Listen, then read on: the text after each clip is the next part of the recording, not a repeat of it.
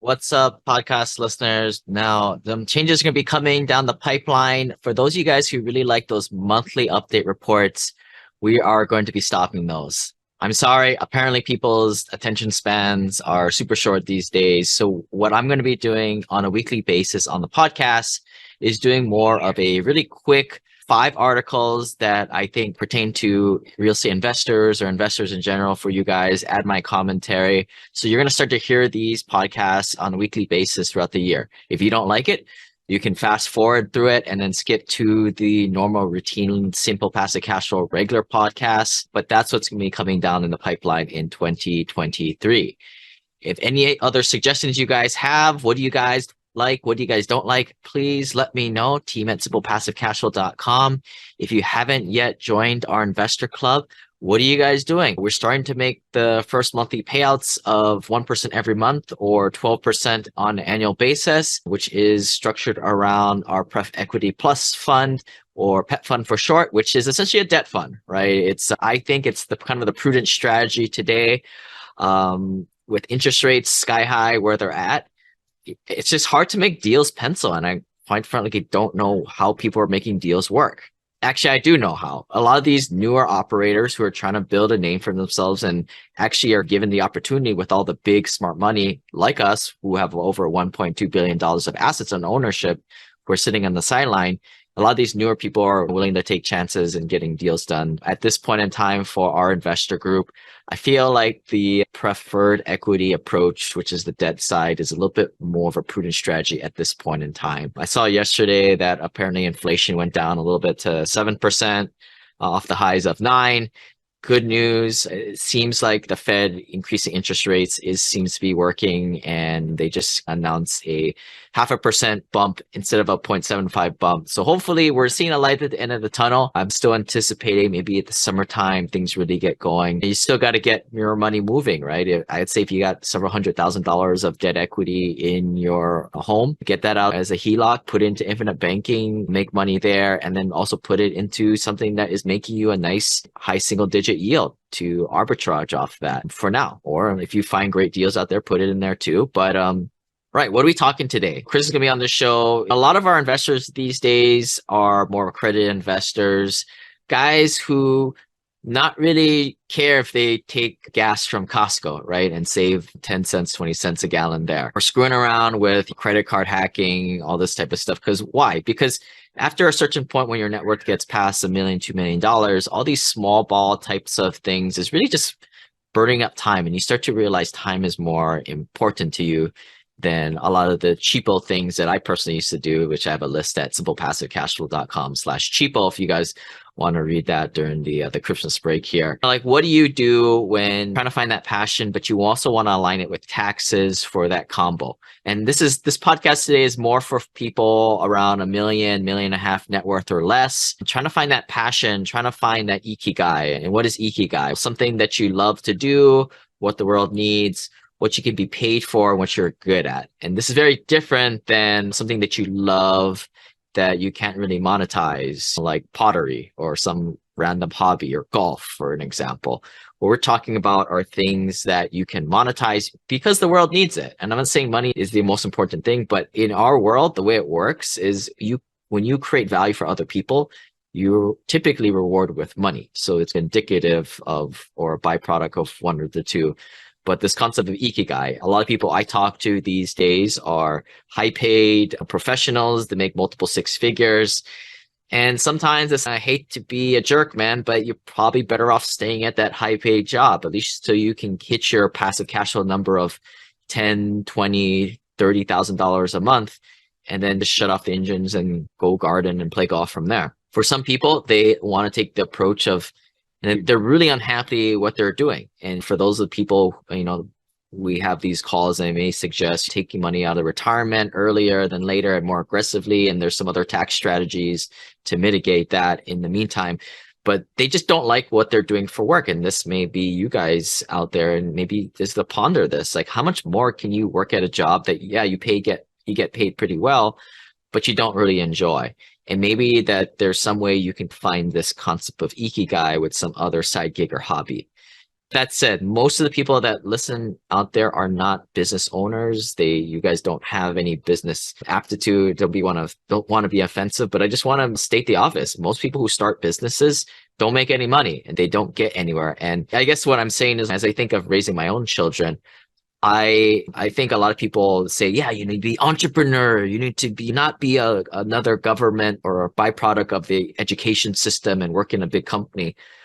But I'll be the first one to tell you, as a business owner, most people cannot run successful businesses. They don't have the aptitude for it, and they don't get lucky with some kind of traction out there. The business doesn't sell anything. It doesn't get going. There's no traction. I think I've been blessed to create the Simple Passive Cash Flow podcast back in 2016. A lot of you guys seem to like it, but I consider myself very lucky to be in this position. We've hired staff to help me amplify the message.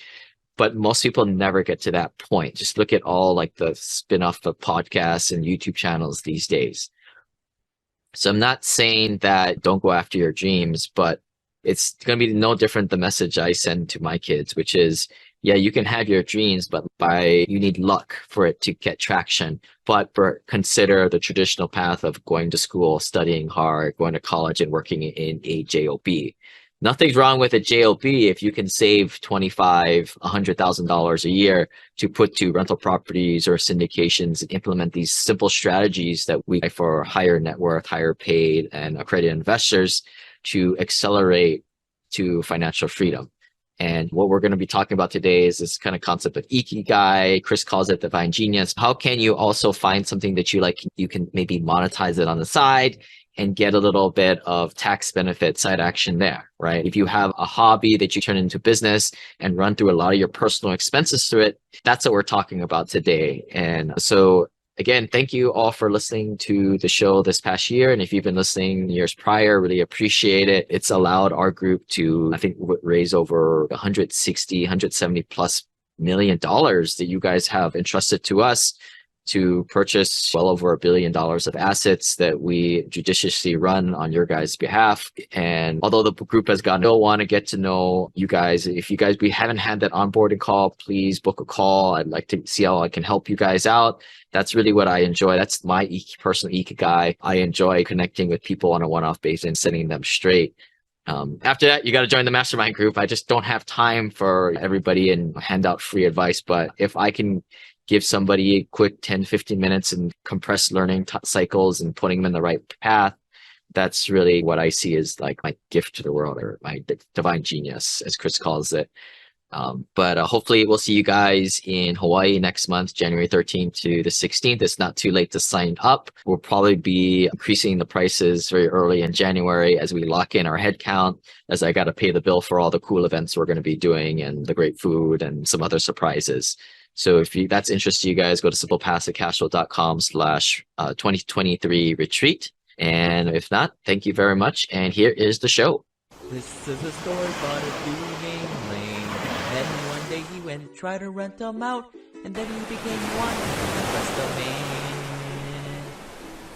Today we got Chris Miles going to talk about monetizing your divine genius. And that sounds a little bit oogity boogity to the normal Simple Passive Cash Flow listener, but trust me, this is going to be saving you on taxes at the end of. We'll come around full circle. But how's it going, Chris? It's awesome, Lane. How you been, man? Chris was on the podcast way back when in August 2016. We had to go back. That was podcast number 21. And I can truly say that Chris is a good friend of mine. And there's a little bit of like show business podcasting etiquette where like you call everybody your friend, and then maybe if you've met the guy before, you call him like a good friend. But I'll call you a true friend. I don't know what that means, but that's awesome. It means we've talked since then over the last 3 years. Yeah, we've talked at least twice. We actually talk pretty routinely. So we've done a bunch of work together. So today we wanted to do a podcast on finding your divine genius. And what does that mean to you, Chris, when you work with our divine genius? What is that we can bring uniquely to the table that no one else can? What is it that we can really bring to the world? So combining our talents, our passions, our values, our mission, and everything that combines as being who we are, the best version of who we are, and use that to deliver the greatest amount of value to others. That's basically the easiest way to describe it. Yeah, so I describe it the same thing, but in a different term, Ikigai, which is combining like 4 things, right? I think a lot of us have heard this term combined with the 3 things: is find out what you're good at, find out what your passions are, and then something that you can make money with. The 4th and final ingredient, which unites the Power Rangers creating the Zordon or whatever that thing was, is it good for the world? So I think you look at like my website and your kind of platform, we're both good at talking about money, and we're obviously very passionate about it. And there's ways we can like monetize it. I've been starting that group coaching mastermind I was telling you about, and then it's good for the world. It's getting people financially free and getting them outside of the Wall Street garbage. Yeah. That's amazing. Another example is like the guy who likes to make pottery.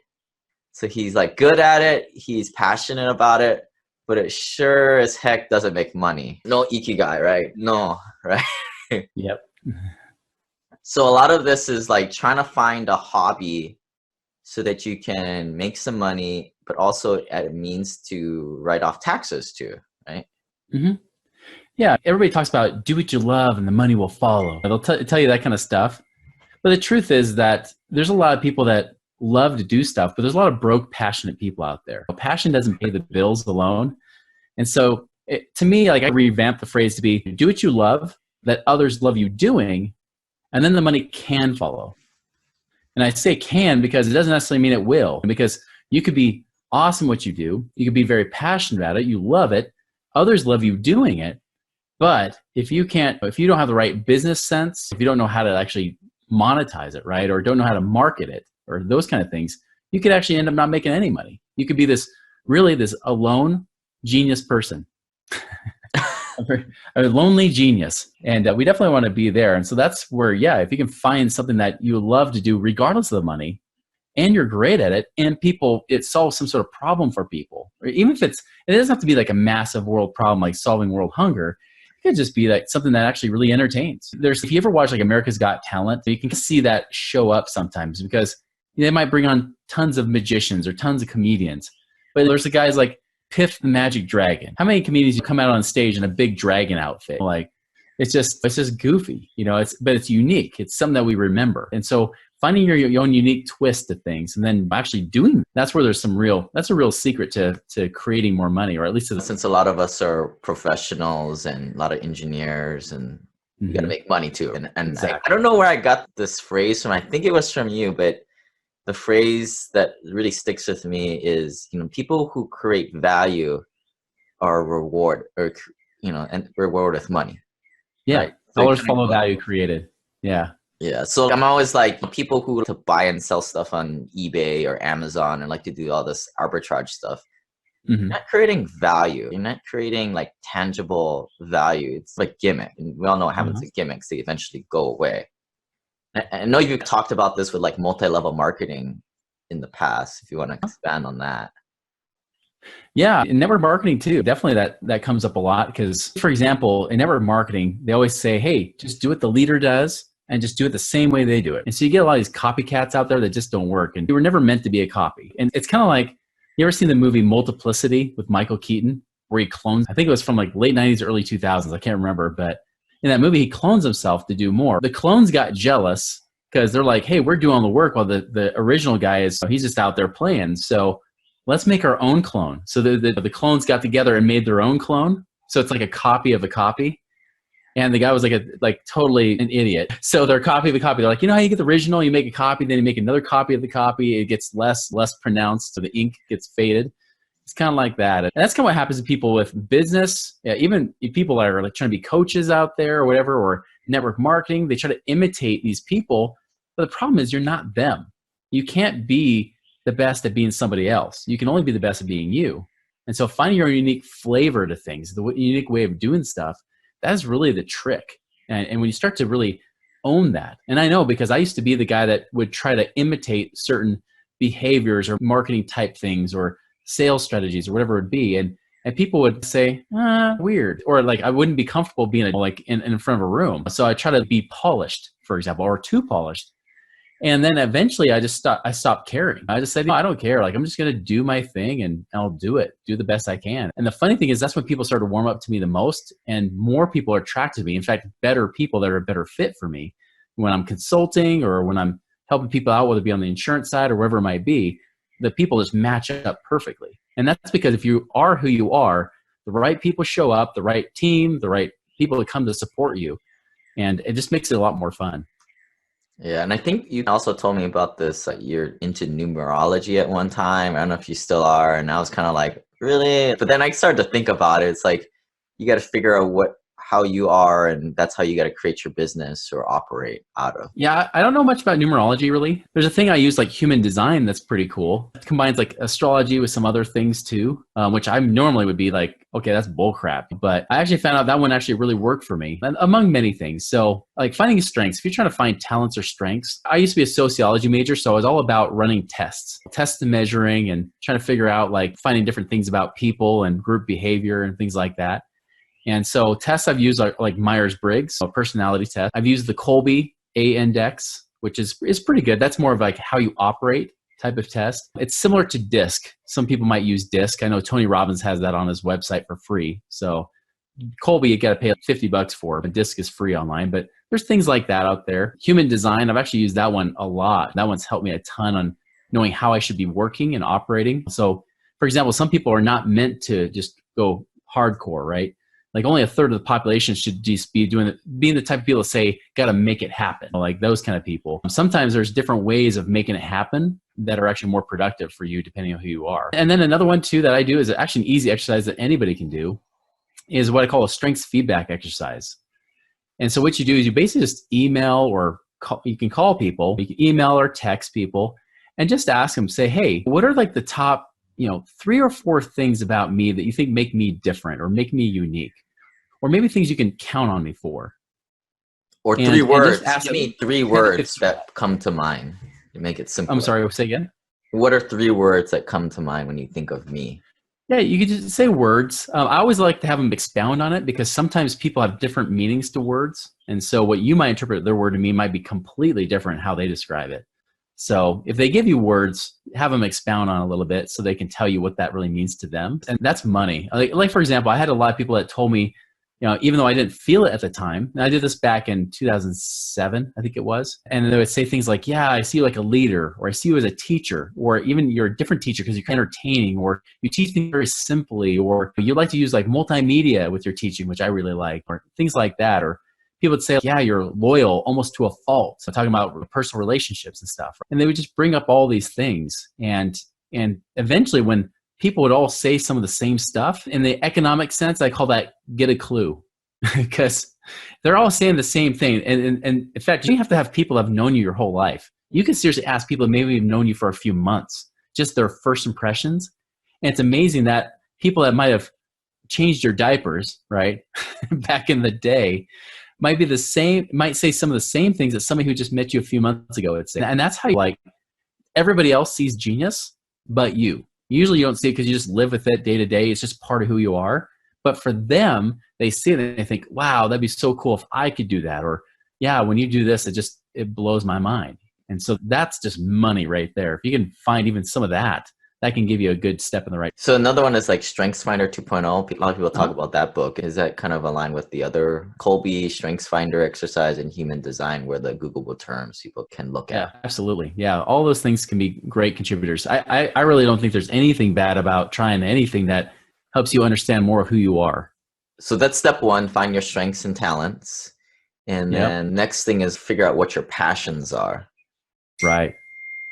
Yeah, so I do what's called a passions test. It's not mine. I don't even remember who came up with it, but basically to say, find out things that you are passionate about, make a list. It could be like 10 to 15 different things, and then start to rank them. Start to find out like what's number 1, number 2, and that kind of thing. And I'll tell you, and in fact, it's interesting because I've had people tell me before, they say, you know what, Chris, I'm not really like super passionate. I don't get really excited. Like I had a guy from Alaska that told me that. He's like, I don't get excited about anything. And I know him just enough to say, yeah, you don't get excited, like you don't get like, yeah, all hyped up. I'm not a hypey guy either. So I asked him, I said, well, is there anything that fires you up, like ticks you off? Yeah, or pisses you off. That's Yeah, yeah. exactly. And he had a whole list for that. So we started going down that route. He's like, oh yeah, politics or my family. It's okay, we'll go deeper. What about your family? Like, well, I'm really protective of them. I'm really like, it's important to me to, prioritize them. Okay. All right. Now we're getting somewhere, and get a bigger list than just saying, what are you excited about? Right. But yeah, just doing that and then going through and just ranking them. It's like, what's the one that's, if I had to choose between two, and I usually just compare two at a time. It's almost like, I call it my M&M game. When I was a kid, this is kind of weird. When I was like, around 11, 12 years old, I would take two M&Ms and I would smash them together. And I would see who would be the winner. It's almost like Mortal Kombat. Smash them together. The one's the winner goes against the next M&M and smashes. And whoever wins at the end, that's the ultimate champion. And I was always rooting for green because I loved green. And that's kind of what I do with this list. I'll say, all right, number 1 to number 2 on this list of 10 or 15. If I had to choose one, which one am I more passionate about? All right, we'll keep it number 1. Number 1 compared to number 3. Which one am I more passionate about? Well, I think number 3 wins. Number 3 to number 4. Number 3 to number 5. Whoever wins, you just keep going through that list. And that one that wins out is the number 1. And then you just do the same thing for number 2. You take that one off the list, and then you start doing that comparison again. And you can come up with easily like 3 to 5 strong passions that you have that now you can start saying, all right, how did this with my talents and my passions combine together and work together? And you're trying to find global problems or problems to solve, because that's people pay to solve problems. Yeah. And that's usually the next thing I'll do is I'll start making a list of what are things that I hear people complain about that maybe either I would want to solve, like I think I have it, or maybe it's just something you just think would be cool to solve. You may not know the solution, but maybe you have to bring your own unique flavor or twist to it. And that's really the point is, all right, with these things I am passionate about, what are they? Mm-hmm. That kind of thing. So most of the people listening are, high paid professionals. They've likely got kids, busy life. What are some epiphanies you've seen come up through this process that maybe might resonate with somebody, kind of inspire them to do these exercises? Because I think a lot of people are like, I'm just too busy. I make 200K at my job. I don't need this side hustle stuff. Yep. But that's not the point. The point is to punch through the object and find out some kind of passion that makes you money, and you can write off some stuff. Exactly. So that's the key is if you try to worry about the money too quickly in this process, you'll actually end up falling flat on your face, right? Because it can happen very naturally. And so the best thing you can do, especially if you're busy, is find ways to apply these strengths and these passions to different places that you're in, right? Whether it be in the workplace, at home with your family or kids. If you volunteer, do community stuff with your neighbors, strangers on the street, try out using some of these things. Even if it's just like, I'm going to use one strength, or here's a passion I might be able to tie in. So give me an example. Like for me, I remember when I was stock coaching back in the mid 2000s, I wasn't hired because I was the most brilliant trader. They hired me because I was a good coach. So they said, we'll train you the way we want you to be trained. We want you to teach these people, but we're hiring you mostly because you have good coaching skills, right? So already I was like the handicapped kid. They weren't expecting much out of me. And so I started to do that, and I pick up and learn things. And I'm one of those people, I just pick up on certain things, especially financial concepts, really easily. And so I picked up on it. I was like, okay, cool. And then I started to perfect on it. You know what? These guys, if they did this, maybe we can make this a little bit more effective here. And then I started to tie my passions in because I was getting bored. I was doing a good job, and so when I would teach them about trading stocks and options, there would always be like this flexibility. There would always be, out of the 16 sessions I would do with people, there'd be about 7 or 8 that you can just be flexible with, follow up on their trades, keep them accountable. And that would be the time I would take the opportunity to go teach something different or something more, maybe about economics or something like that. And we would have such fun conversations talking about that because they would be intrigued. They're like, oh, this is cool stuff. I like it. Some people call it inner market analysis, but I would just talk about that kind of thing. And they would have so much fun with it that what was interesting, out of 60 coaches, I was like ranked number 2 with the positive feedback. I would have been number 1, but there was a guy who was coaching double the clients as me. So he got technically more positive feedback than I got. But for percentage wise, I probably had the highest positive feedback. And it was funny because I was the guy who predicted not to make it. Right. So that was a big thing there. Other things I've learned too is I remember learning about being a leader and a teacher. And I have a mission statement that says, through powerful conversations and faithfulness, I establish higher standards of service, perseverance, and stewardship to create happy, fruitful. Basically, my whole thing is about raising the bar. That's kind of my thing, is raising the standard, raising the bar, just taking it to that next level. That's kind of like my whole life mission in general. And by the way, mission statements do help a lot sometimes in this case. And I remember I was volunteering at my church, and then they asked me, they said, hey, can you take care of the 2-year-olds? And I'm like, I can teach the adults. I'm a good teacher. I'm a good leader. Like, have me teach the adults. No, we need help with the 2-year-olds. I'm like, how am I supposed to be a leader and a teacher to 2-year-olds? And then it dawned on me after a little while. I was like, wait, I may not be able to teach by word, but I can get on my hands and knees and interact with them and play with them. And I did. And the cool thing is that pretty soon they started responding. And even after I was done volunteering my time there, a lot of them would come up to me when all the parents come pick them up. They would just put their arms up like they want me to hold them. That was pretty cool. Even though there was other women there who were much better caregivers than I was, right? Naturally, a lot of those women would just sit there and gossip. I would actually be there and involved with the kids and create that connection. That's just the name of a few. That's just a normal life. But understand, I take all those same things and I apply it to my business too. I still connect and do things with people in business. I teach a lot. In fact, I am a teacher. That's the thing. It's like, get me to retire, which I've been financially independent twice in my life. Each of those times I could retire, I don't, because I have this passion that I want to keep teaching and help people take it to that next level, to not be mediocre, just like you teach on the show.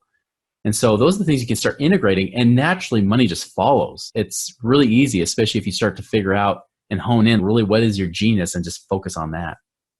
So you've seen a lot of epiphanies happen when you're coaching folks. What are some examples of those that you've seen, like just people, may resonate with another working professional?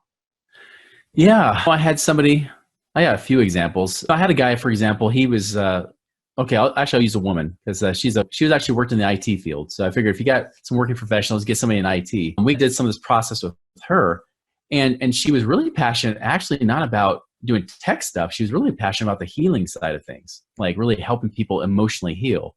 Naturally, because she had experiences too. By the way, one of the coolest things you could ever do if you're ever going into the role of trying to provide value or teach something or help people through something is do something that you overcame yourself, right? Like for me, one of the biggest things that helped people create more cash flow is that I went through the recession where I went over $1 million in debt and I had to avoid filing for bankruptcy. So all those kind of things. And the things I learned going through all that crap is the very things that helped my own clients free up over $100 million of cash flow over the last 9 years. Because you had to figure out the strategies behind that. Yeah, because people kept telling me, I wanted people to hire me, but they kept telling me, well, I can't find the money. I'm like, I can find the money. Like, not telling them, hey, I'm broke right now. This is back during the recession, right? Hey, I'm broke. I had to find money. So I bet you your situation is better than mine. So yours should be easy for me. And that's how it happened. With this woman, like her thing was healing of the emotional healing stuff. She'd gone through a lot in her childhood and had to work through that as an adult to function.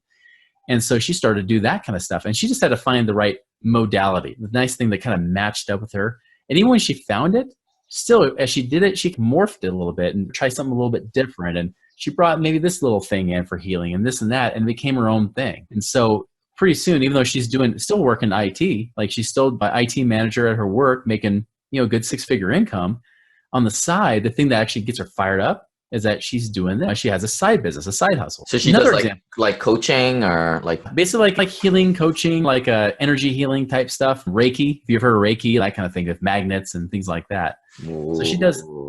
Yeah, exactly. Yeah. I don't know how she does it. She does, but it's pretty cool. It's kind of like a chiropractor I knew in Denver that she would seriously not touch anybody. She'd just do this, like down people's backs. And they're like, oh, that feels so good. I'm like, she didn't touch you. What the heck did she do to you? And I was too scared to try it myself. Another person, a good example, is a guy out in Washington State. He really loved working with kids, like specifically teenagers. And he was working a job full time. And he was coaching a baseball team during the summers, like a teenager baseball team. It wasn't a high school team. It was like the city league type thing. But they would go to state or even interstate championships and win, or at least play and get runner-up. They were a really good team. In fact, they would perform better than the high school team would do with those same players. And so he asked me, he's like, okay, Chris, I got to figure out how to make money with this so I can do what I love.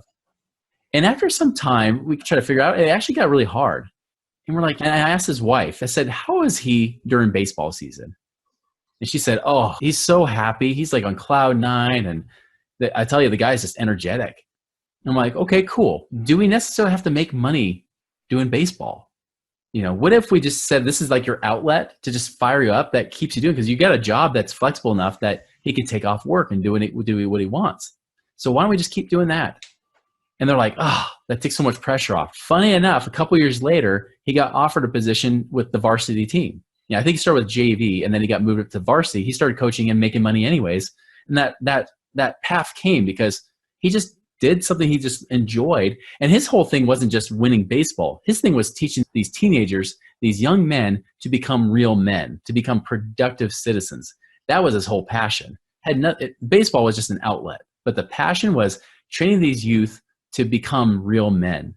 And so, I mean, that's what he's done. And now the last I saw, they're doing like couples marriage type counseling stuff. I mean, I don't know what the heck they're doing now, but it's cool to see the evolution of the last decade, how it takes them. And now they're making money in other ways. Anything more for the introverts out there? Maybe just with making some kind of arts and crafts or musical instrument You thing. sure could. I'll tell you, if you're a handyman right now and you live anywhere near me, you're hired. There's seriously, there's a lot of needs out there. And I'll tell you, these handymen do not have personal skills. Like people skills are not their thing. There's lots of things you do. I know the person that's our seamstress. She's definitely not a person you try to strike up conversation with because it's not going to go anywhere. She's just an introvert. And that's fine. There's also things you can do too. Even if you want to be in business, you want all the tax write-offs like we talked about at the beginning of the show. The thing is, you could also be a partner. Because what if you're the person that's just perfect being like the COO, right? Maybe you're the person that's best on the back end while somebody else is better to be the front man or the front woman. But you're the person on the back to make sure that it actually works or that things are being fulfilled on. So there's a lot of roles you can do and play in and make great money. You could even be in business, but not have to be the face. That's not required at all. All right. The book, The E-Myth by Michael Gerber comes to mind. There's the visionary, the operator, like the CEO, like you said, and then there's all kinds of technicians in businesses. Yeah. You need those three characters in every business, and you may be just good at sales, or you may be good at just baking or whatever. Yeah. But the link up with those other people is a key. That's right. That's the thing. You don't have to be in it alone. It's kind of, if you ever watched YouTube videos of the piano guys, have you ever seen those guys, right? They do cover songs. And especially you'll see the piano player, John Schmidt, and then you see Steven, that's the cellist. And it's funny because I remember seeing John Schmidt around here locally in Utah because that's where these guys are from. And I remember seeing him be up there and I was like, I don't even know who that guy is. I just know he's performing. He's just the piano player and he could play upside down and do all that kind of stuff, right? But he didn't really get popular until he started bringing on other people. So he started bringing on like the cellist that brought in a whole new thing. And they did Viva La Vida and Love Story. Taylor Swift and Coldplay, they did that little mesh up that got millions and millions of views. And then they just kept going. And they had the camera guy and they had other people too that helped support that. And now these guys go perform and they sell out stadiums and stuff. I mean, these are guys that were talented individually, but bringing them together, that teamwork, that's the thing that allowed them all to shine together. They were better synergistically together than they were apart. All right. And something I was listening to Tim Ferriss podcast yesterday. He said something pretty cool. He said, you don't need to be the top 1% of 1% like Michael Jordan, but all you got to do is figure out like 3 things that you're in the top 10% in. That here's the key, is people aren't good at that typically. Like, for example, everybody can speak a foreign language, right? Yeah. And it's no big deal. It's a commodity, $20 an hour person. But you combine that with 2 other things that people aren't good at, and kaboom, right? Now you got a niche. Yeah, exactly. That's what I was going to say too, is when you blend it all together, think of it, we're in the financial space. And the cool thing is, and I remember my wife is also in the financial space too. And I remember she saying, yeah, I guess we're in competition with each other. This is before we dated or anything. She's like, I guess we're in competition with each other. I'm like, no, we're not. Because you can't compete with me. I'm sorry, but you can't do what I do.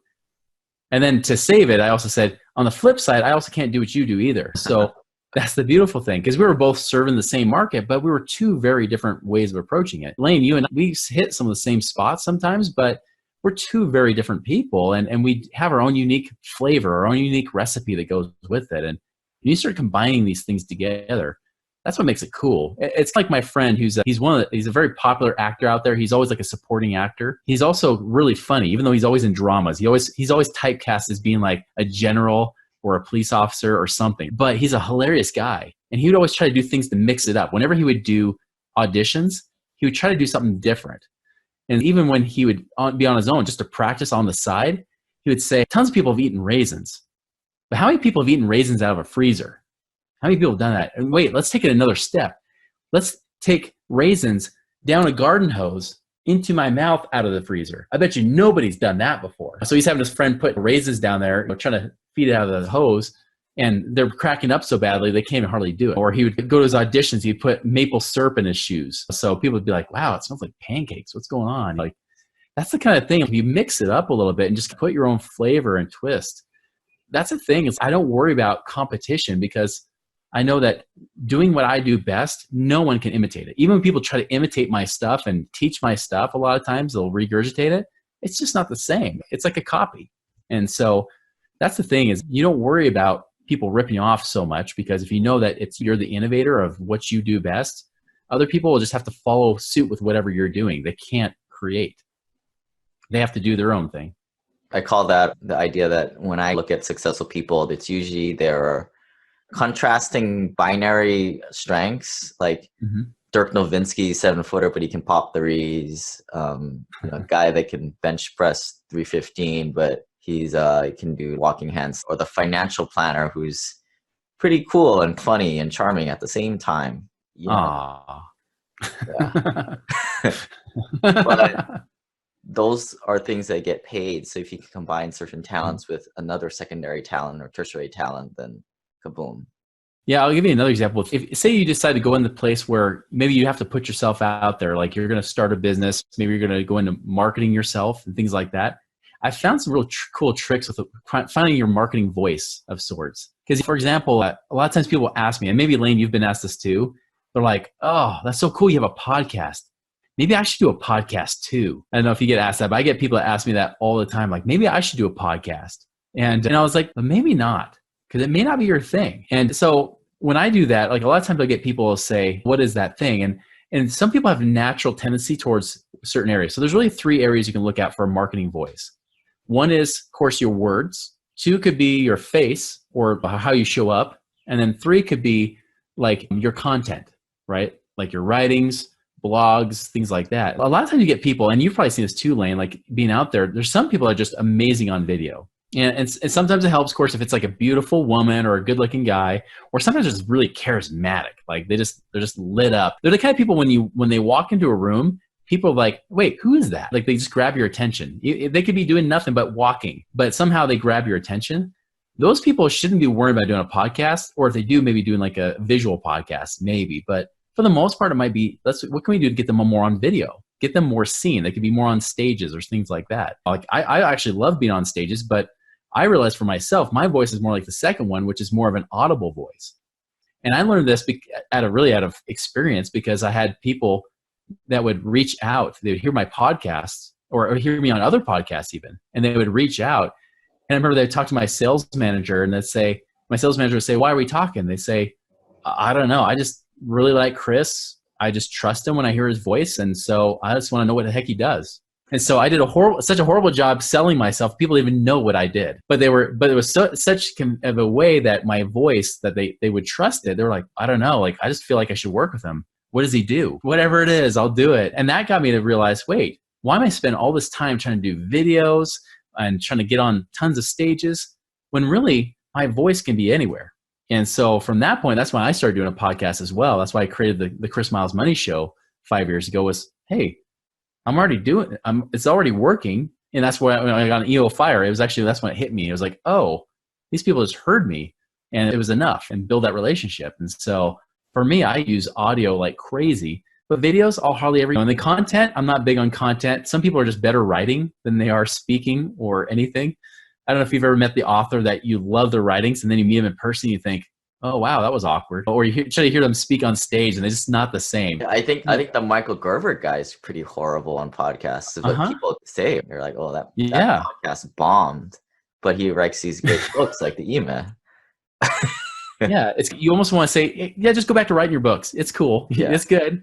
Just write your books. And it's great. You're right. Like it's a book that's changed so many business owners' lives. And that's somebody who doesn't necessarily have to get up on stages. Seriously, like he can just do it through his books and get other people on a stage if he wants to do that. Get somebody else to sell his system, or maybe he just shows up to say hi and then he walks off, that kind of thing. But really, those people, John Maxwell, I know he's pretty decent on stage from what I've heard. That guy, he's pumped out, I don't know how many hundreds of books. But we all know him just because of his books, not necessarily because of his speaking or because of any podcasts he does. It's just purely the writings. Right. So where you were saying that a couple other, I've met a guy through all these calls that I have. You guys can still book a call with me and chat if we haven't chatted before. But I hear all these side gigs. One of them was like he does voiceovers and animation.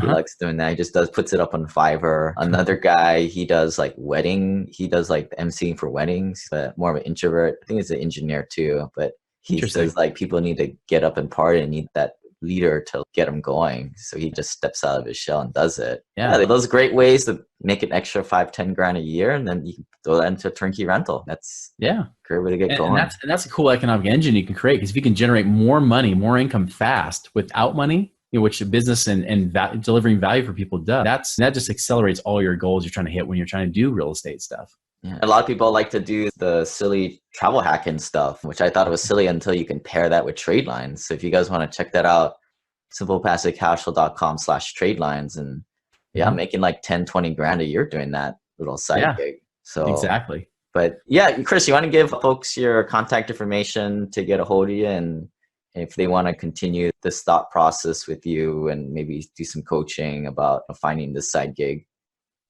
Yeah, for sure. Yeah, if you're trying to find a side hustle, and especially trying to get out of the side hustle or to make your side hustle your main hustle, right? Yeah, like the best way to contact me is either one, you can go through my website, moneyripples.com. You can message me through there. Also, you can actually follow my podcast, The Chris Miles Money Show.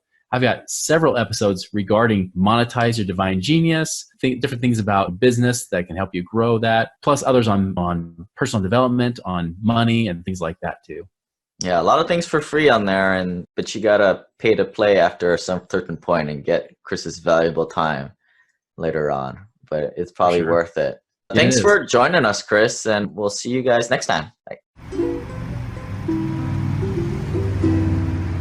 This website offers very general information concerning real estate for investment purposes. Every investor situation is unique. Always seek the services of licensed third-party appraisers and inspectors to verify the value and condition of any property you intend to purchase. Use the services of professional title and escrow companies and licensed tax, investment, and or legal advisor before relying on any information contained herein. Information is not guaranteed, as in every investment there is risk. The content found here is just my opinion, and things change, and I reserve the right to change my mind. Above all else, do your own analysis and think for yourself, because in the end, you are the only person who is going to look out for your best interests.